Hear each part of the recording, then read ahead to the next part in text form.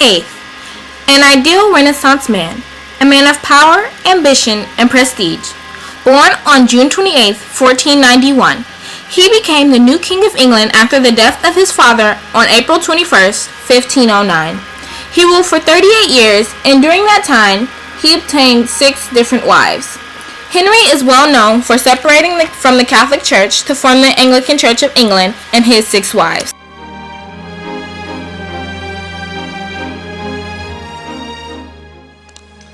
Now, Henry VIII was a very charismatic and attractive man by 16th century standards. He was an athlete, he was multilingual, fluent in Latin, English. He was, of course, an athlete. He enjoyed jousting, tennis. He was really quite what you consider a modern Renaissance man, or even a ladies' man by today's standards. So yes, women, from near and far were really seeking to be the next queen or next heir to the Tudor dynasty by seeking his hand in marriage. So yeah, Henry VIII was also considered very attractive by his day standards. He had bulging calves and these great muscles. He was rather short and stocky, which by 16th century standards was considered very attractive. Fair, beautiful skin and rosy cheeks, bright auburn hair, and beautiful blue eyes. So all the women were definitely on his tail. Catherine of Aragon was born on December 16, 1485, and became Henry's first wife after they were married on June 11, 1509. Henry's marriage to Catherine brought a systematic alliance between Spain and England against a common rival, France. Though their marriage ended, Catherine still thought of herself as a true Queen of England. So Catherine of Aragon was Henry VIII's first wife. She was the daughter to Isabel and Ferdinand, and what brought prestige to Henry's reign, he had a sort of an alliance, you could say, with England and Spain through her marriage. Okay, they soon fell in love after they got married, and they had a wonderful daughter named Mary. But the problem is that Henry never got what he really wanted, a male heir. So you could say every day, every year that he didn't get one, he fell out of love with Catherine. He felt as though his marriage was cursed because Catherine married his brother first, but it was said they never consummated the marriage. But, Henry might have thought differently. Henry soon wanted to divorce Catherine because she wouldn't give him his male heir, and he was urged on to these efforts by Anne Boleyn, who some would say was mistress at the time. Catherine and Henry brought upon a strategic alliance against a common enemy, France. It also brought prestige to the English monarchy. The citizens of England soon pressured the monarchy for an heir, a male heir. So that means that Henry's first daughter, Mary, wouldn't count. This soon led to the divorce between Henry and Catherine, because Henry needed a male heir and he felt as though it was Catherine's fault he was not getting one. Though the divorce they had did not go through the Pope or the Catholic Church in Rome. Anne Boleyn was Henry's second wife. When Henry met Anne, she was lady-in-waiting to Catherine of Aragon, and he instantly fell in love with her. Henry wanted to annul his marriage with Catherine. When he attempted to ask the Pope for an annulment, the Pope denied it.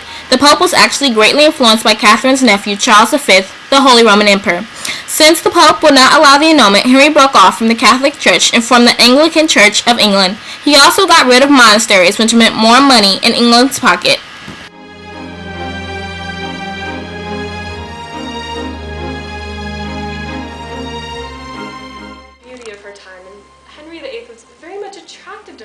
She was actually one of the ladies-in-waiting to Catherine of Aragon, and he became in love with her, and he fell so much in love with her that he even went as far as to annul his marriage with Catherine. The only problem was that the Pope controlled the churches in England and annul his marriage. So, to do this, he made his own church, the Church of England, broke off from the church. Henry fell out of love with Catherine, and he decided that he was now wanting to marry Anne. So he went as far to annul his marriage. The Pope would not allow the annulment of the marriage, so Henry decided to separate from the church in Italy. He annulled his marriage with Catherine and decided he wanted to be with Anne.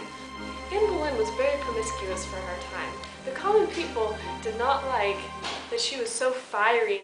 The Catholics did not approve of Henry going for Anne Boleyn, specifically because Catherine was such a good Catholic and Anne Boleyn was a fiery, promiscuous, totally the opposite of Catherine of Aragon. Anne Boleyn was accused of adultery numerous times, one of the suitors even including her own brother. She was accused by so many people that Henry VIII had had enough. She had not produced a son, and she was then accused of adultery. He could not handle it anymore. So he sentenced her to death, and she went to the Tower of London where she was beheaded. Jane Seymour was Henry's third wife. She helped bring about the downfall of Queen Anne. After Anne's death, Jane was soon married to Henry and had their son Edward, the male heir that Henry always wanted. She was always considered his truly wedded wife. Now, Jane Seymour was an interesting wife. She was actually lady-in-waiting just like Anne, and she actually attended both Catherine and Anne's wedding. Jane Seymour was really caught Henry's eye. They were actually married right after Anne Boleyn was beheaded, and Henry thought her as the one, the important one, you know? And so what really happened that was really important was that she gave birth to his son that he tried for many years, many years, to get, which was unsuccessful with the last two wives. So Edward was his prized possession. He was the heir to the Tudor dynasty, and this made the public really feel that England was on the right track.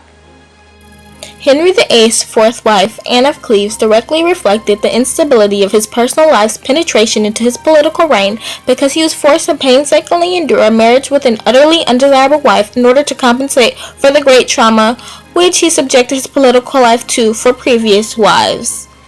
So, previous to prior wives, Henry VIII just downright despised Anne of Cleves.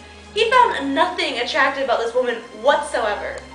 But it's just, he found that after the particular vulnerability he'd placed England in by taking such risks for wives based off, such whims as love, and now it was time to do what was right for England, which he saw was a political alliance which he could achieve through Anne of Cleves and her connections to the Holy Roman Empire.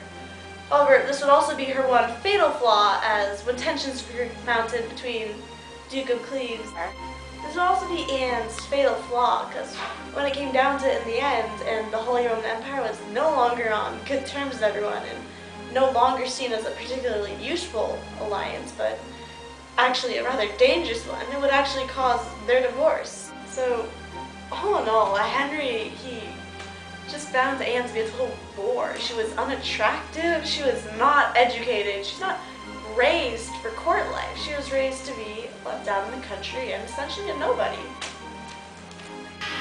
Catherine Howard was lady-in-waiting to the fourth wife when she caught the eye of King Henry. Henry became enchanted by her and married her. After Catherine became queen, she was used as a political pawn by her family and its Catholic allies. Wife number 5, Catherine Howard. By the time she rolled around, the public was just tired of Henry's choice of wives. They were young, basically all they wanted to do was help their families out in the political order. They didn't bring anything to the table as his first wife did. Catherine Howard was a young, ambitious girl. She was vibrant, she was exciting, and she brought some energy into Henry's life. Henry, going through a midlife crisis, after he had his great fall from a jousting accident, he needed someone to spice up his life, and Catherine Howard did just that. After about a year in their marriage, Catherine got into some promiscuous behavior and was caught by Henry's prime minister. Now, Henry didn't want to believe anything was going on, but after his prime minister found evidence, he found her guilty of her crimes, and he sent her to the block to be beheaded.